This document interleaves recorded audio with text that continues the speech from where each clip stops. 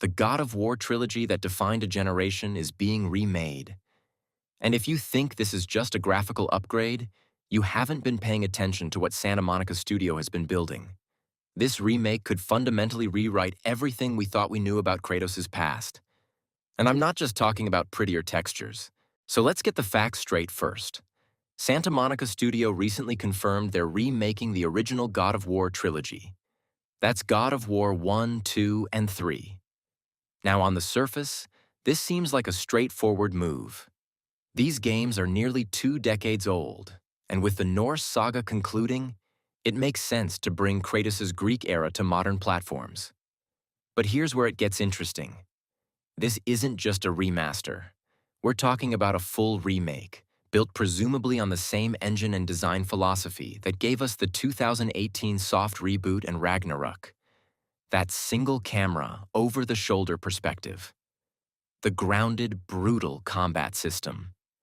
The focus on narrative depth and character development. Think about what that means. The original trilogy was defined by fixed camera angles, spectacle-driven set pieces, and a protagonist who was essentially rage personified. Kratos wasn't a character. He was a force of nature. Now imagine that same story, those same events, filtered through the lens of the modern games where Kratos is vulnerable, reflective, haunted by his past. This is where the remake becomes something more than nostalgia. It becomes a complete narrative recontextualization. Here's the thing that most people are missing. These remakes aren't just for new players who never experienced the originals. They're for us, the people who played through the Norse saga and saw Kratos as a father, a mentor, someone desperately trying to break the cycle of violence. In the 2018 game, Kratos tells Atreus, "I have killed many who were deserving, and many who were not." We know what he's referring to. We've seen it. But imagine experiencing those original games after knowing who Kratos becomes. The dramatic irony becomes devastating. Every moment where Kratos shows cruelty, where he chooses vengeance over mercy, where he destroys innocence in his path to Ares or Zeus. We'll be watching it with the knowledge that this man will spend the next 1,000 years living with that guilt, that regret, that shame. Santa Monica knows this. They know that the remake transforms the trilogy into a tragedy rather than a power fantasy. Young Kratos isn't a hero we're meant to admire anymore. He's a cautionary tale. He's the ghost of Sparta that old Kratos is desperately trying not to be. And from a mythological standpoint, this creates something really special. Greek tragedy was always about hamartia, the fatal flaw. In the originals, Kratos' flaw was his rage.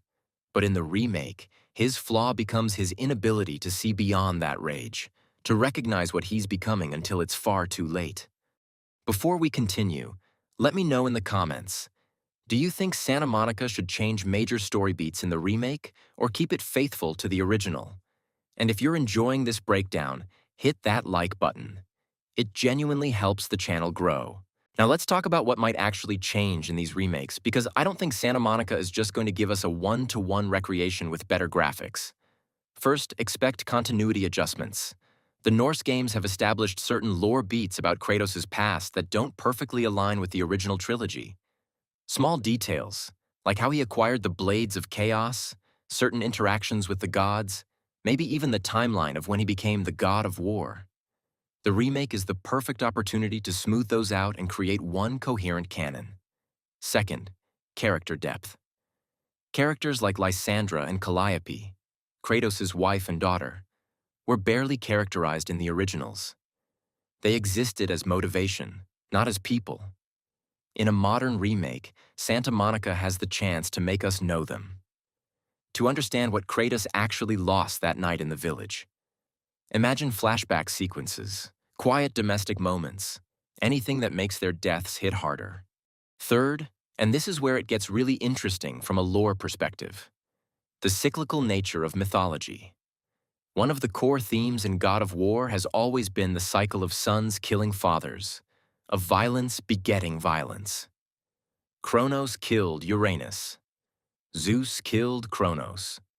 Kratos killed Zeus. But here's what the remake can emphasize that the originals couldn't. Kratos trying to break that cycle even back then, and failing.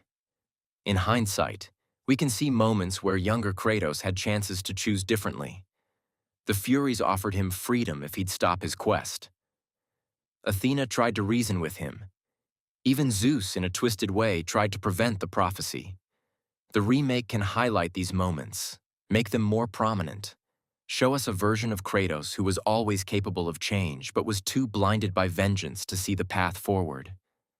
It transforms the trilogy from man gets revenge on gods to man destroys himself, pursuing revenge on gods. And mythologically, that's more authentic to Greek tragedy anyway.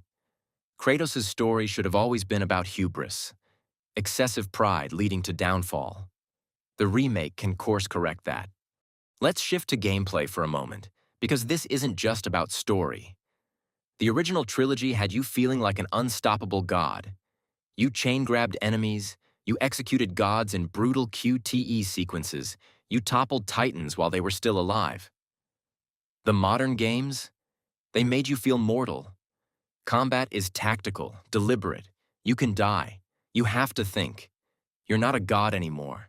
You're a man pretending to be one. So what happens when you apply that design philosophy to the Greek saga? Suddenly boss fights against the Hydra, the Sisters of Fate, Kronos. They all become more personal, more grounded. Less about spectacle, more about struggle. And here's the kicker. This changes the thematic weight of Kratos' victories.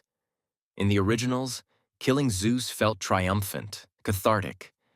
But if the remake makes that fight brutal, exhausting, pyrrhic, if it shows Kratos barely surviving, crawling to the finish line, then the ending where he plunges the blade of Olympus into himself becomes so much more powerful. He's not sacrificing himself as a god. He's sacrificing himself as a broken, exhausted man who has nothing left. From a franchise perspective, this also sets up interesting possibilities. If the remakes are successful, Santa Monica could explore other mythologies with this same grounded approach. Egyptian, Celtic, Mesopotamian. The formula is proven now. Kratos' journey through Greek myth becomes the template for how to handle mythological storytelling in gaming. But let's zoom out even further and talk about what this remake represents on a meta level, because I think there's something really fascinating happening here. God of War as a franchise has been through its own cycle of death and rebirth. The original trilogy ended with the world literally destroyed. Greece was in ruins. The gods were dead. It was over. Then 2018 happened. Kratos didn't die. He ran, he hid. He tried to start over in a new land with new gods and a new identity. And slowly, painfully, he rebuilt himself into someone better. The remake is the franchise doing the same thing. Taking the old, flawed version of itself, the hyper-violent, rage-fueled power fantasy, and rebuilding it into something more mature, more thoughtful, more meaningful. The franchise is literally modeling Kratos' own journey of redemption. And that's beautiful, in a weird way. It means Santa Monica is willing to look back at their own work and say, we can do better. We can tell this story the way it deserved to be told from the beginning. It also raises an interesting question. Is this the definitive version of Kratos' story now? Do the originals become non-canon, just rough drafts? Or do both versions exist simultaneously, showing us different facets of the same tragedy? I'd argue the latter. The originals show us what Kratos thought he was, a righteous warrior claiming vengeance. The remakes show us what he actually was, a broken man destroying everything in a futile attempt to escape his pain. Both truths matter. Both versions of the story have value. So that's what the God of War trilogy remake means for the franchise. It's not just a cash grab or a nostalgia play, it's a chance to create a unified, coherent mythology. To transform Kratos' journey from revenge fantasy to genuine Greek tragedy. To bridge the gap between the god killer and the father. And honestly, I can't wait to experience it. What do you think? Are you excited for these remakes, or do you think Santa Monica should focus on new stories instead? Let me know in the comments below. If you enjoyed this breakdown, make sure to subscribe to MythMode. We've got deep dives on God of War lore, theories on what's next for Kratos, and analysis on all your favorite mythology-heavy games. Hit that notification bell so you don't miss anything. Thanks for watching, everyone. Stay mythical, and I'll see you in the next one.